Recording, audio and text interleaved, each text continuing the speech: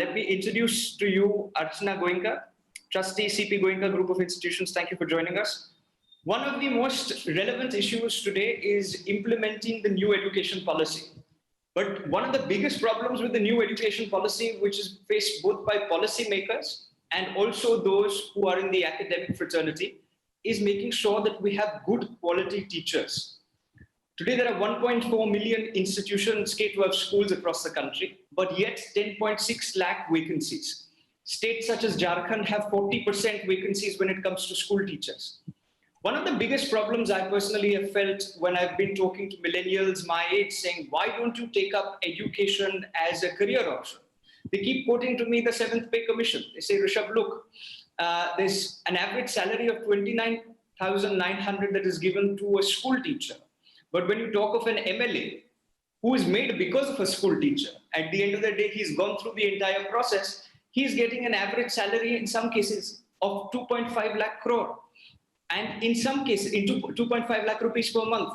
And in some cases, in Tripura, which is the lowest in terms of the average salary for an MLA, you're getting about 34,000. So basically, even in a state with the least amount of salary being given to a teacher, that's yet at 34,000.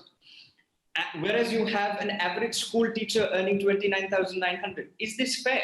Don't you think this is the biggest problem as to why we're not getting quality school teachers? Let me start with Archana ji, who runs a group of institutions in Bombay and different parts.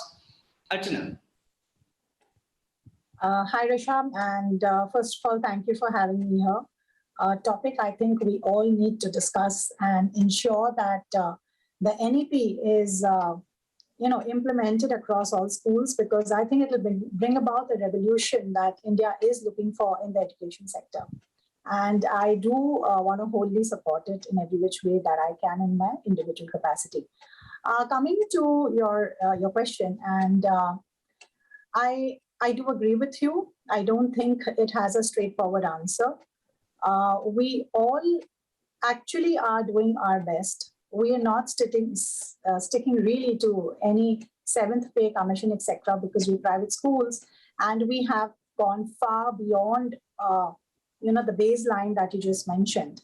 And despite that, I think the problem today is more about the whole concept of tutors. So what really happens is, as a school teacher, you are supposed to be in school for X number of hours, and you draw this fixed salary at the end of the month. And there are riders like you cannot take, tuitions, etc. outside, and you can't be a tutor. We've all seen parents across India have a mindset that a tutor is necessary over and beyond whatever the school does. Believe me, we've been talking about no homework policy, and individual education IEPs are there at school to support our students who need any kind of help. Our teachers now in the new online space are available beyond school hours. But despite that, I think the mindset of a parent is going to take a while for really to believe that the school will do it all. Outside the pay scales that are existing, we all know, I'm sure we're all parents at some point, and so we do know that it's huge. The money they draw in those tuitions is huge, and now in the online space, they work 7 to 8, 7 to 10 in the night, and it's far beyond any school that can ever pay them. First, you were saying that how are we ever going to justify that kind of earning that a teacher makes? What is the NEP going to do? And before the NEP, how are teachers going to be trained?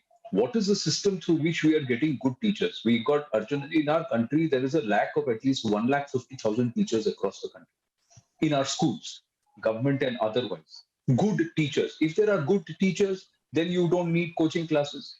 If the NEP comes into place, then 10th standard, 12th standard goes out of the window, because your boards are going to be in 5th standard and 8th standard. And third. The cognitive. Yeah, and third. And so the whole paradigm is going to shift. But are we ready? Do we have enough teachers who understand that? Because through the lockdown, I've got young kids, and I saw trained teachers in very good schools did not know how to communicate with children over technology. Yeah. They had a problem with imparting education when they were asked to change their mode of instruction. That means from physical instruction to virtual instruction, they just did not know how to do it. They took 3 to 4 months to 5 months to even understand how I explain a concept to a child. And that's where Gaurav's point of view comes very clearly, where they said that you have to become a child's teacher rather than a subject's teacher. But how are we going to make that shift? Archana ji. Yes. First, I'd like to actually, the point that you made about why should we then have schools and why don't we just have coaching classes? Valid suggestion. But we get that there are a lot of skills which are actually going to be required when the child becomes an adult going forward into, a job scenario which is going to be so different than today. Now, these skills cannot be taught into coaching classes. That's only content-driven and marks-driven. And I also agree with Sudhaji when she says that, in fact, Rishabh said that when they're going to be expecting 100% cutoff, 99, 98, 97, we as schools, what do we do in isolation? So there needs to be an overall in the entire system. The expectation of colleges and universities also needs to change and become a graded system. What I'm trying to say is that the level of training of teachers itself has to be improved.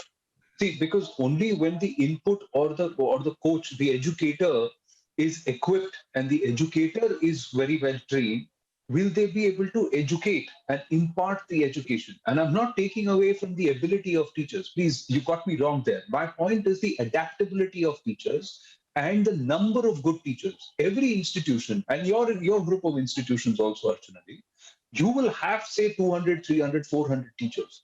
But you will be able to single out the top 10.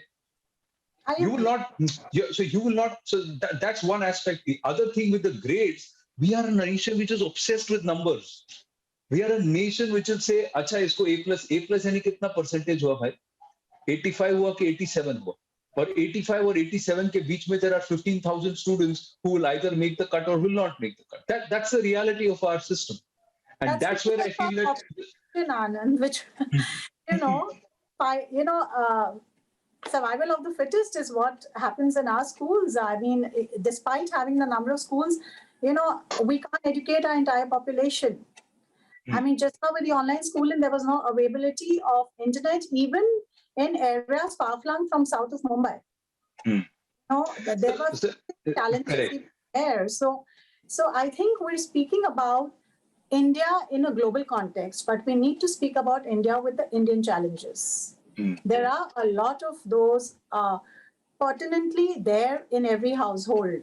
There were teachers who didn't have internet connections. They didn't have enough gadgets. Again, coming back probably to the salary, which doesn't let them afford a smartphone also. So when we talk shift, I'm not trying to negate what you're saying, Anand. I'm just making my point because the last 1.5 years, we worked so hard to make this a seamless shift that I wouldn't want anyone undermining the efforts of the teachers who've really nobody is undermining. I'm just saying that there are is सिक्के के इतने सारे पहलू हैं. Generally, they say there are two sides of a coin, but this is so multifaceted. There are so many different issues. Anand, again, I'll tell you, there has been no training coming from CBSE and ICSE the way the international boards train our teachers. There are certain expectations that are there, and they ensure now IB, you have a 5-year evaluation. You better have everything in place with documentation, training, counselor, everything, because they'll come and evaluate you and they take away your registration certification if you haven't done it. Thank you very much for joining, and if you have been watching. Thank you. Thank you. Thank you. Pleasure. It was really nice. Thank you, everyone. Great. Thank you.